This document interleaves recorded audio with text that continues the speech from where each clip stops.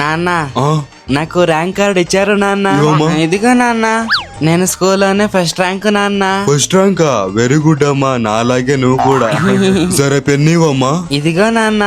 అవునమ్మా, అన్నయ్యకి rank card ఇవ్వలేదా? అదేంటి నాన్న, అన్నయ్యకి ర్యాంక్ కార్డ్ ఇచ్చి 4 రోజులు అయ్యింది కదా, నీకు చూపించలేదా? చూపించలేదమ్మా, వాడు రాని వాడికి ఉంది.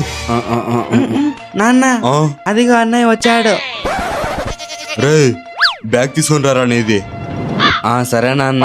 ఇదిగో నాన్న. నీది ర్యాంక్ కార్డ్ ఎక్కడరా? నాన్న అది అయ్యో దొరికిపోయానే. ఇప్పుడుంది వీడికి. త్వరగా వెదికి ఊరా.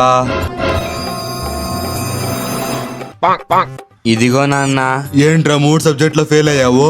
నువ్వు చదివే స్కూల్లోనే నీ చెల్లెలు కూడా చదువుతుంది కదా, తనేమో ఫస్ట్ ర్యాంక్, నువ్వేమో 3 సబ్జెక్ట్ లో ఫెయిల్ అయ్యావు. సిగ్గు లేదా? అలా కాదు నాన్న, నేను బాగానే చదివి రాశాను నాన్న. మిస్ ఫెయిల్ చేసింది నాన్న.